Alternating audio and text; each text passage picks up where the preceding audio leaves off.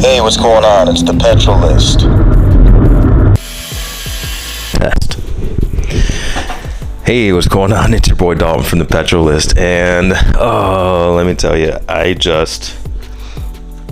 this is my third time recording this. The first recording, it was super early in the morning. I was super low energy. I couldn't even edit the thing because it was so boring.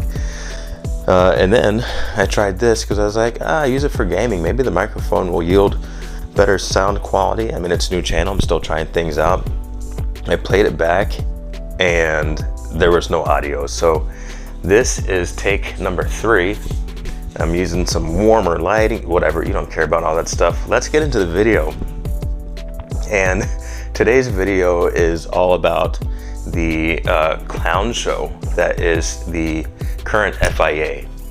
Now, I'm sure that there are plenty of amazing FIA, employees who are just, trying to make some money, raise the kids, make their car payments on time, go to the grocery store, whatever. There's a bunch of people that are doing good stuff, and I think that the problems kind of stem from the decisions at the top. Now, I'm going to go through some of the concerning events that happened in 2023. And, of course, there was the Abu Dhabi Fiasco. Massey was out. Mohammed bin Sulayem, he was put in, and everybody thought, okay, maybe we can get away from what looks like a manipulated season and into an era where people trust the FIA and in turn trust the sport of Formula One. 2023 didn't really seem promising for that, and tensions have mounted so much that Formula One is contemplating separating itself from the FIA. Now, what is the FIA's value? FIA's value is to be an unbiased governing body who's on the outside of F1 looking in to make sure that they're doing the right thing, and they're also the governing body for most of professional motorsport. So it makes sense that the pinnacle of motorsport would also be governed by them. But if they're not doing that great of a job and they're failing on their only value prop mission for F1, then a separation from them makes the best business sense, because nobody wants to watch a race that they think is fixed. That's not interesting. And nobody wants to see teams starting to be competitive, like McLaren or Ferrari or Mercedes with the front runner, and see their chances dashed by regulations that either don't really make sense or are special one-off cases, because it doesn't matter who your team is. Formula One knows that people want to see competitive races. By the time Abu Dhabi came around this year, the season was definitely over, and it wasn't an interesting race, and it can get a little bit tedious. I tuned in because I tune into all of the races, but if I was a new Formula One fan and I knew that one team, one driver is going to win every race for the season, maybe I would skip the races, and maybe I would just Google the stats every once in a while just to see what's going on, but definitely not watch a boring race. Now, there was the grid penalty that they assigned to Carlos Sainz for hitting a manhole cover that wasn't secure in Las Vegas. Sainz didn't build the track. FIA, Formula One did.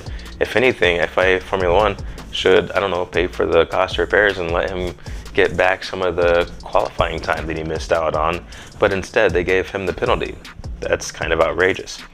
The Lewis Hamilton tax for being a role model, walking across the track. Now, do I agree that he probably shouldn't do that, and that probably sets a bad example for the little teeny tiny racers out there? Yeah, don't walk across a track, especially if they say that's the rule.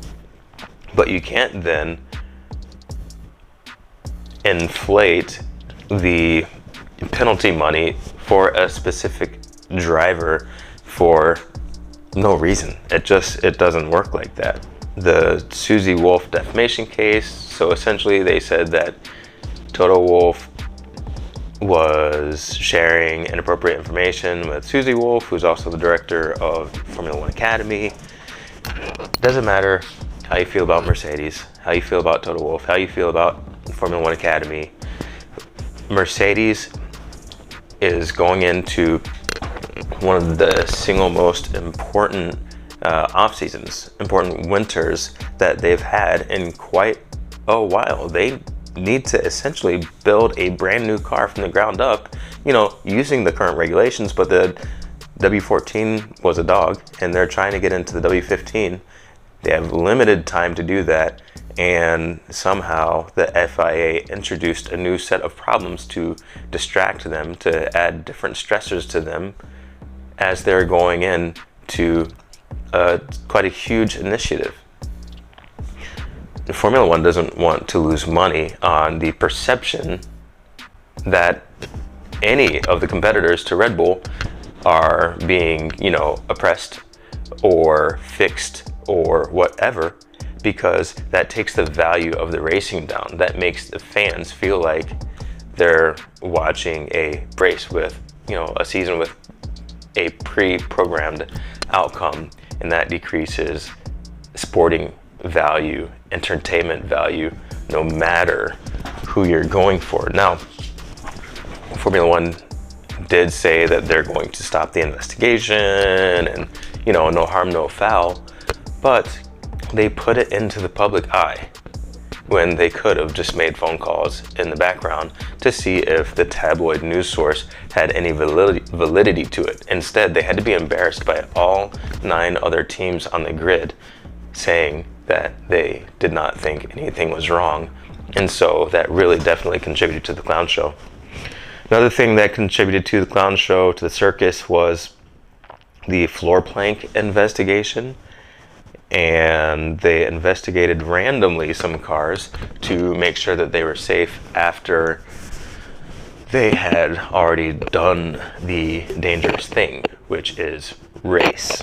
Now, if it's truly about safety, you would think that they would want to make sure that they would test all drivers before they went and did the dangerous thing. That's you put on your seatbelt before you drive. You don't get to your destination and then be like, oh, I didn't put it on. And that's what it looked like. And it's surprising to me that the folks at the top of FIA could not see what that would look like when they made the decision to do the investigation, an investigation of which they have not penalized since the 90s. So are they also saying that they didn't care about driver safety for the last 30 years?